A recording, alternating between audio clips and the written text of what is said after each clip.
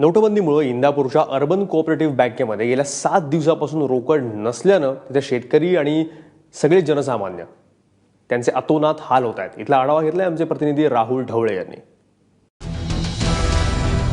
आज आपण पाहू शकताय की पूर्णपणे या बँकांचा व्यवहार ठप्प झालेला आहे। कॅशियर विभाग असू द्या किंवा अकाउंट विभाग असू द्या, कोणत्याही विभागात चलन हे नसल्यामुळे पुरवठा केला जाऊ शकत नाही।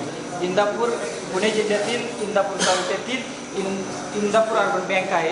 या बँकेमध्ये पूर्णपणे व्यवहार हा ठप्प झालेला दिसून येत आहे। बँकेत पैसे नाही तर जमा नाही तर तो बँकेने कुठलं द्यायचं असं म्हणतात येते।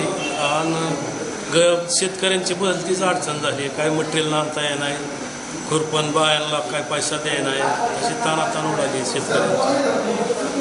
दुसरे शेतकरी काय नेमकी काय परिस्थिती आहे? 10 दिवसाला फक्त 2000 रुपये मिळाले, पैसेच नाही म्हणते ते बँकेत। 3 वाजता या, नंतर मध्ये संपलंच, पुन्हा घरी जायचं, पुन्हा दुसऱ्या दिवशी यायचं 11 वाजता, हीच परिस्थिती। अशा पद्धतीने ग्रामीण भागातील शेतकरी असू दे किंवा सर्वसामान्य नागरिक असू द्या, त्या पैशाबाबत तो अडचणीत येत आहे। राहुल ढवळे, ABP माझा, इंदापूर।